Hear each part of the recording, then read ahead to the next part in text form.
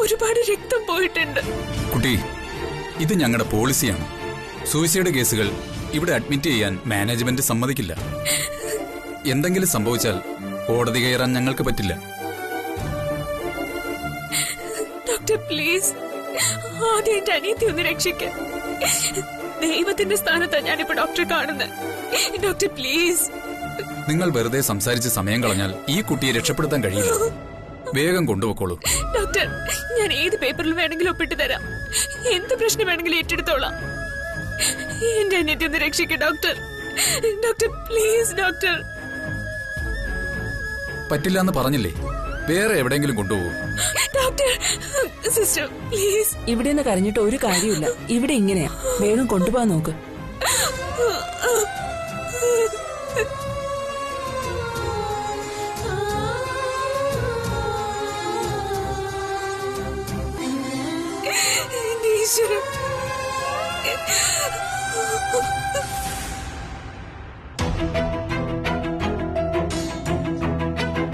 Hello doctor.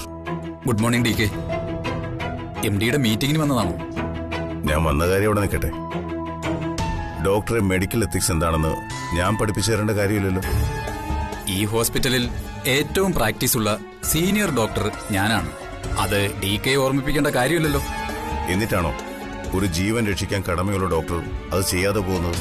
DK പറയുന്നത് എനിക്ക് മനസ്സിലാവുന്നില്ല. കാഷ്വാലിറ്റിക്ക് മുന്നിൽ സ്ട്രെച്ചറിൽ കിടക്കുന്ന ആ പെൺകുട്ടി മരണത്തിന്റെ വക്കലല്ലേ? ആ പെൺകുട്ടിയുടെ സഹോദരി കരഞ്ഞ് കൈകൂപ്പി യാചിച്ചിട്ടും നിങ്ങളെന്താ അത് കേൾക്കാതിരുന്നത്? ഈ അവസ്ഥയിൽ മെഡിക്കൽ കോളേജിൽ എത്തുമ്പോഴേക്കും ആ കുട്ടി മരിച്ചു പോകില്ലേ ഡോക്ടർ?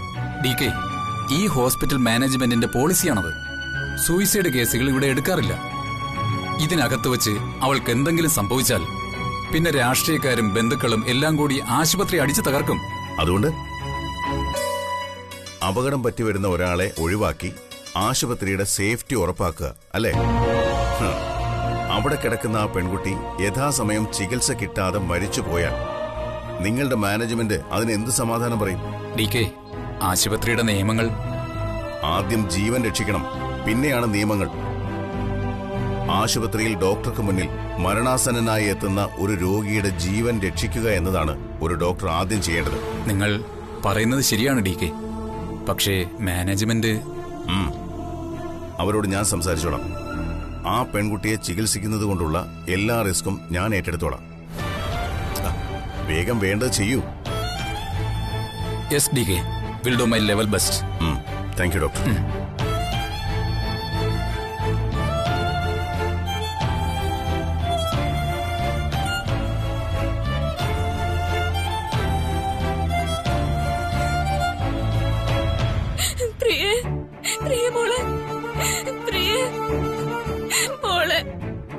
നിങ്ങളൊന്ന് മാറിക്കേ. സിസ്റ്റർ, എന്റെ അനിയത്തി. ഒന്നും സംഭവിക്കില്ല. ഡോക്ടർ അഡ്മിറ്റ് ചെയ്യാൻ പറഞ്ഞിട്ടുണ്ട്. നിങ്ങൾ ഇവിടെ നിൽക്കും. ആനന്ദി, വേഗം കൊണ്ടുവയ്ക്കും. മോളെ, ഈശ്വര.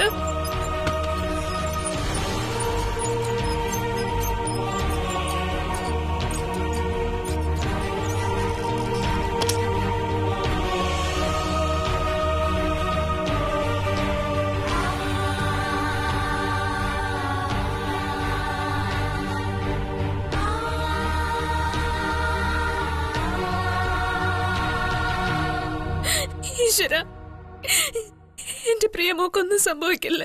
ഇനി പേടിക്കാനൊന്നുമില്ല. മോള് കരയാതെ. പ്രിയമോക്ക് ഒരു കുഴപ്പവും വരത്തില്ല.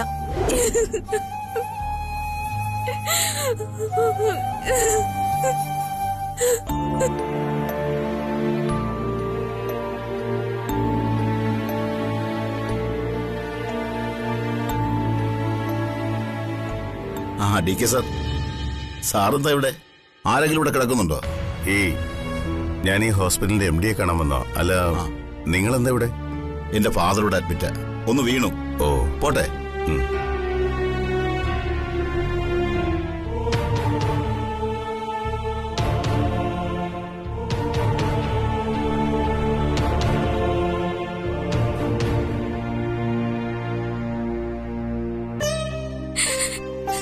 എന്റെ അനിയത്തിക്ക് ഒന്നും പറ്റാതെ കാത്തോണേ ദൈവങ്ങളെ.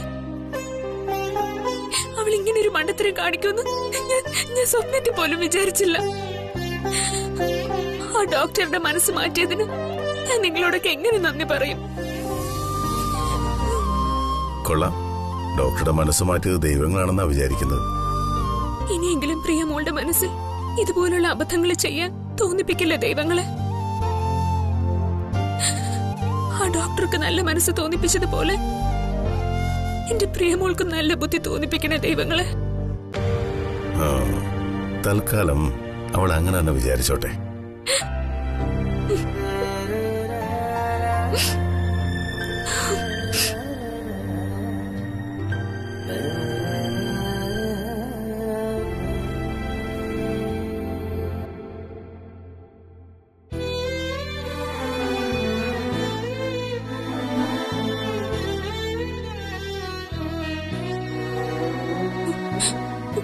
ചേച്ചി, വേറെ കുഴപ്പമൊന്നുമില്ലല്ലോ?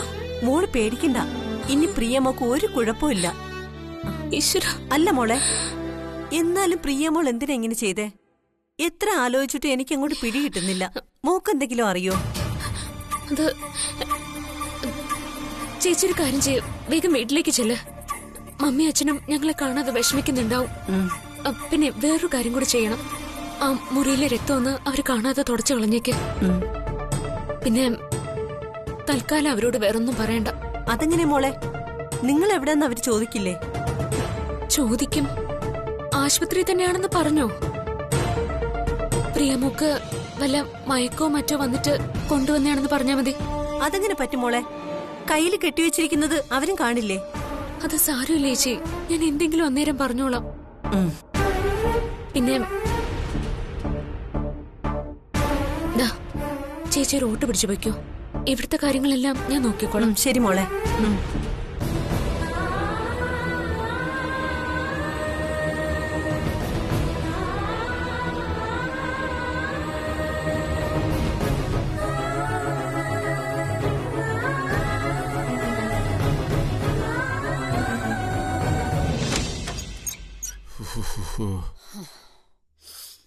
സാധനങ്ങൾക്ക് എന്തൊരു വിലയാ.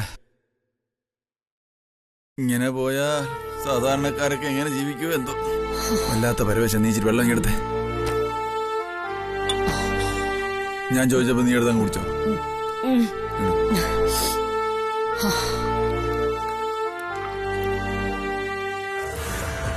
ജ്യോതി, പ്രിയമോളെ,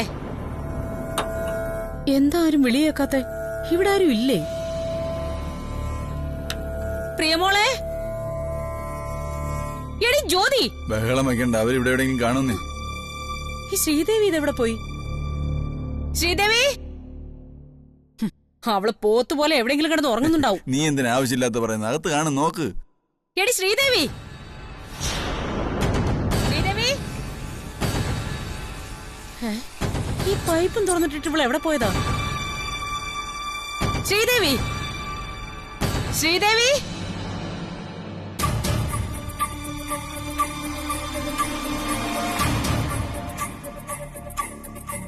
ശ്രീദേവി, എടി ശ്രീദേവി.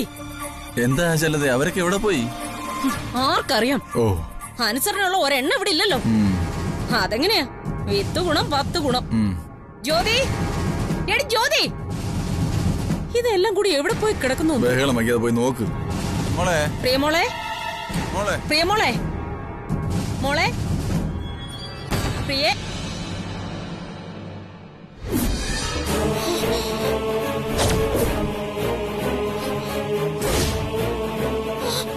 അയ്യോ, എന്താ ചെറുതേ? എന്താ, എന്തു പറ്റി? നോക്ക് സുധേട്ടാ, ചോര.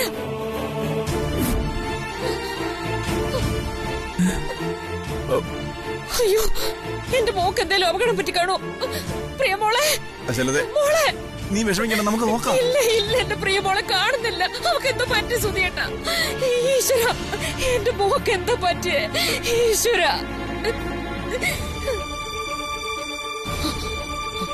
അവക്കറിയാം, അവക്കറിയാം എന്റെ കുഞ്ഞിനെന്താ പറ്റിയെന്ന്. അവളറിയാതെ എന്റെ കുഞ്ഞിനൊന്നും പറ്റില്ല സുധേട്ടാ. നീ ചുമ്മാ ടെൻഷൻ അടിക്കാതെ, നമുക്ക് നോക്കാം. നോക്കാം. പ്രിയമോളെ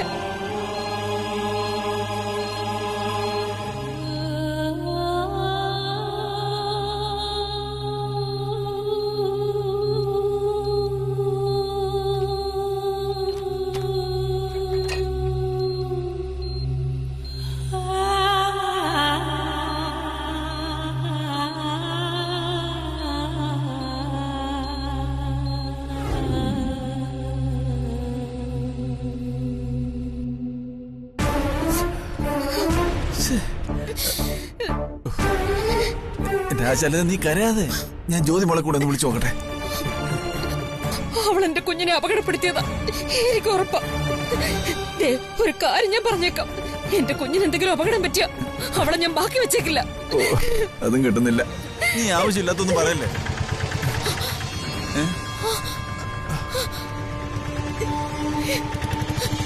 എടി, എന്റെ പ്രിയമോൾ എവിടെയടി? അത് ചേച്ചി, പിന്നെ പ്രിയമോളുടെ നിലവിളി കേട്ട്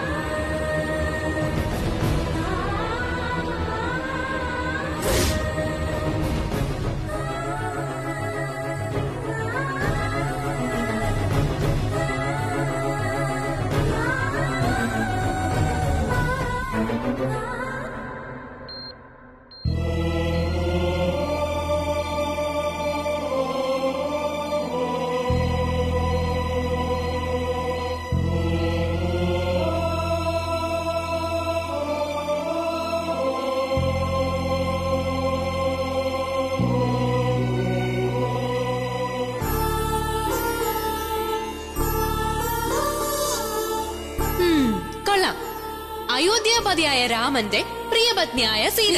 സത്യം? പിന്നല്ലാതെ. ഓൾ ദി ബെസ്റ്റ് ചേച്ചി. ചേച്ചിക്ക് ഉറപ്പായിട്ട് സെലക്ഷൻ കിട്ടും.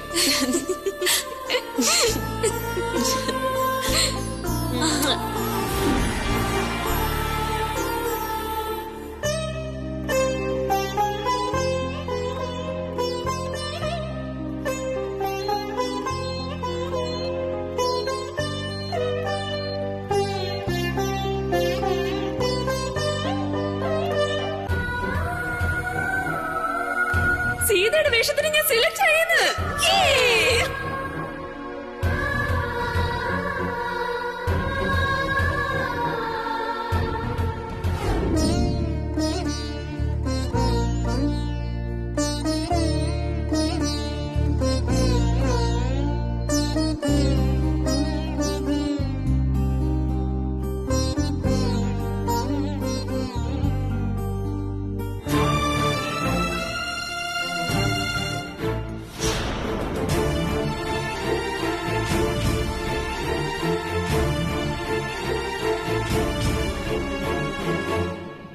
മമ്മി, അച്ഛൻ, പ്രിയ.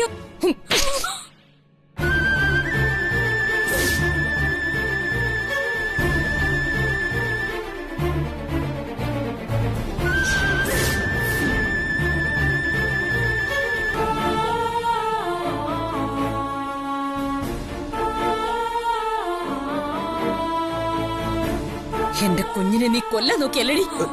ആശാലത, ഇതൊരു ആശുപത്രിയാണ്. അതിന് എന്റെ മോളെ ഇതിനകത്ത് കയറ്റി ഇവളോട് ഞാൻ ക്ഷമിക്കണോ? എന്റെ കുഞ്ഞിനെ സമാധാനത്തോടെ ജീവിക്കാൻ സമ്മതിക്കില്ലടി നീ. മമ്മി, നാടക്കടി. ഇത്രയൊക്കെ സംഭവിച്ചിട്ടും ഞങ്ങളെ ഒന്ന് വിളിക്കാൻ തോന്നിയോ നിനക്ക്? നിന്റെ കയ്യിൽ നിന്ന് എന്റെ കുഞ്ഞിന് അപകടം പറ്റിയത്. അതുകൊണ്ടല്ലടി നീ ഞങ്ങളെ അറിയിക്കാതിരുന്ന. മതി, നിർത്ത്. ഇത് നമ്മുടെ വീടല്ല. ആളുകൾ ശ്രദ്ധിക്കുന്നുണ്ട്. കാണട്ടെ, എല്ലാവരും അറിയട്ടെ ഇവള് ചെയ്ത തോന്നിവാസം. സംഭവിച്ച എന്താണെന്നറിയാതെ ഇവളെ കുറ്റപ്പെടുത്തിയിട്ട് എന്താ കാര്യം ആചാരതെ? പ്രായമായ ഒരു പെണ്ണിനെ ഇങ്ങനെ ഒരു സ്ഥലത്ത് വെച്ച് തല്ലുന്നത് മര്യാദയല്ല. നിങ്ങൾ എന്നെ മര്യാദ പഠിപ്പിക്കാൻ വരണ്ട. മോളെ സപ്പോർട്ട് ചെയ്യാൻ നടക്കുന്നു. ചോദിക്ക്, എന്റെ കുഞ്ഞിനെ ഇവളെ എന്താ ചെയ്തെന്ന് ചോദിക്ക്. ചോദിക്ക് മനുഷ്യ. ഡോക്ടർ, പ്രിയക്ക് എങ്ങനെയുണ്ട്? പേടിക്കാനൊന്നുമില്ല.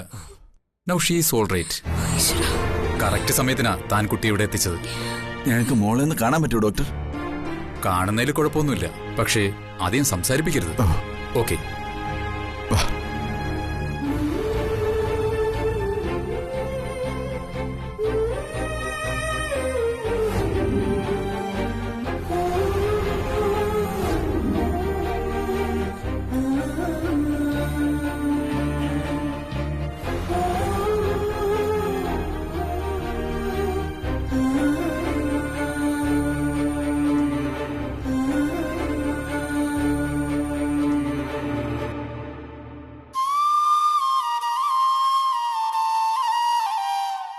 മോളെ മോളെ എന്താ മോളെ നിനക്ക് പറ്റിയേ? മോളെ ആ ജ്യോതി നിന്നെ എന്താ മോളെ ചെയ്തത്? പറ മോളെ. മോളെ നിന്നോടല്ലേ ചോദിച്ചത്? ആ ജ്യോതി നിന്നെ എന്താ ചെയ്തത്? അമ്മ അത് എന്റെ മോളെ. അതെ, ഇപ്പൊ അതിനോടൊന്നും ചോദിക്കാൻ നിൽക്കണ്ട. അതൊക്കെ വീട്ടിൽ ചെന്നിട്ട് മതി. നിങ്ങൾ പോയി ഈ മരുന്ന് വാങ്ങിച്ചിട്ട് വാ. ഓ അതിന് കുടിക്കാൻ വല്ല കഞ്ഞിയോ മറ്റോ വാങ്ങിക്കൊടുക്ക്. ശാരദേ വാ, മോള് കിടക്കട്ടെ, വാ.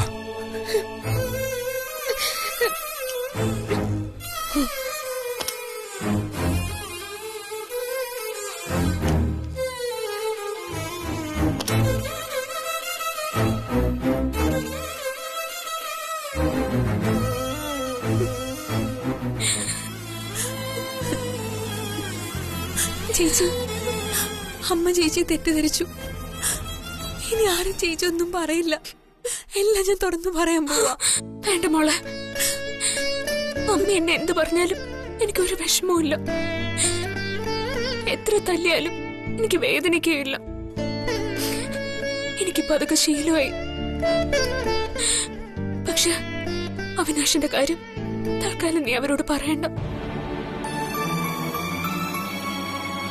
കല്യാണം കഴിഞ്ഞ് ഭാര്യയുള്ള ഒരാളെയാണ് മകൾ സ്നേഹിക്കുന്നതെന്നറിഞ്ഞ അവര് തകർന്നു പോവും. മോളെ, എന്ത് സംഭവിച്ചാലും നീ അവനെ മറന്നേ പറ്റൂ. എനിക്ക് പറ്റുന്നില്ല ചേച്ചി. മറക്കാൻ ശ്രമിക്കുന്നവരും അവരോടുള്ള എന്റെ സ്നേഹം കൂടിക്കൂടി വരിക. ചേച്ചിക്കറിയോ, ഞാൻ കാരണം അവർ ആത്മഹത്യക്ക് ശ്രമിച്ചു.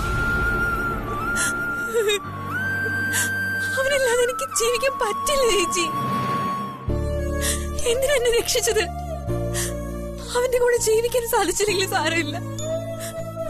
ഒരുമിച്ച് മരിക്കാനെങ്കിലും അനുവദിച്ചൂടായിരുന്നോ?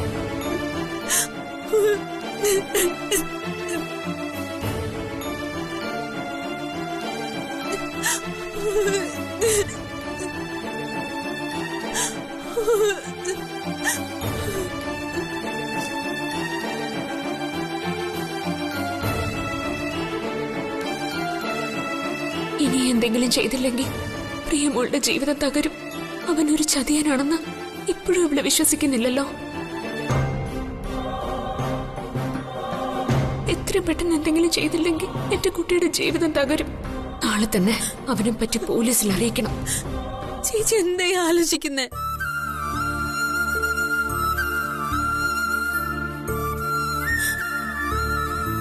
നിന്റെ ജീവിതം നശിപ്പിക്കാൻ ഞാൻ ആരെ അനുവദിക്കില്ല. ഇനി ഒരിക്കൽ കൂടി അവനിങ്ങനെ നിന്നെ ബ്ലാക്ക്മെയിൽ ചെയ്താ പിന്നെ നിന്നെ ഞങ്ങൾക്ക് ജീവനോടെ തിരിച്ചു കിട്ടിയെന്ന് വരില്ല. അതുകൊണ്ട് നാളെ തന്നെ അവനെതിരെ പോലീസിൽ പരാതി കൊടുക്കാൻ പോവാ. ഇനി ഒരു പെൺകുട്ടിയുടെ ജീവിതം അവൻ കാരണം നശിക്കരുത്.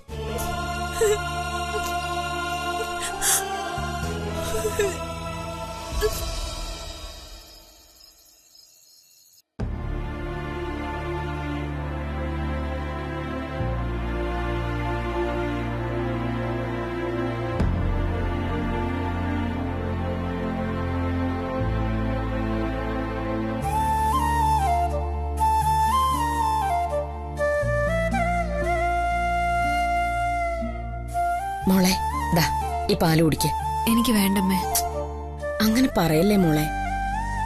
ശരീരത്തുനിന്ന് ഒരുപാട് രക്തം വാർന്നു പോയതല്ലേ.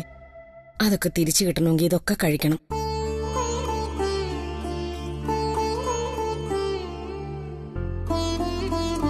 മോളെ, ഇനിയെങ്കിലും നീ കാര്യം പറ. നീ ഇങ്ങനൊരു അബദ്ധം കാണിച്ചത് എന്തിനാണെന്നറിയാനുള്ള അവകാശം ഞങ്ങൾക്കില്ലേ? അച്ഛാ, വെറുതെ അവളുടെ മനസ്സ് വിഷമിപ്പിക്കണ്ട. കുറച്ച് കഴിയട്ടെ, ഞാൻ എല്ലാം പറയാം. ദേ, നീ ഇനി കൂടുതലായിട്ടൊന്നും പറയണ്ട. എന്താ എങ്ങനെയാന്നൊക്കെ അവള് തന്നെ പറഞ്ഞോളും. എനിക്കൊന്ന് ഉറങ്ങണം. ഉറങ്ങിക്കോ. പക്ഷേ ഞങ്ങൾ എന്ത് ചെയ്യണമെന്നും കൂടി നീ പറയണം. പെൺമക്കളാണെന്ന് കരുതി നിങ്ങളുടെ ഒരു സ്വാതന്ത്ര്യത്തിലും ഞങ്ങൾ ഇടപെട്ടിട്ടില്ല. അനാവശ്യമായി നിങ്ങൾ ആ സ്വാതന്ത്ര്യം ദുരുപയോഗപ്പെടുത്തിയിട്ടുമില്ല ഇന്നലെ വരെ. പക്ഷേ ഇന്ന് അവസ്ഥ അതല്ല. ജീവിതം അവസാനിപ്പിക്കാൻ നീ തീരുമാനമെടുത്തെങ്കിൽ അതിനൊരു കാരണം വേണമല്ലോ.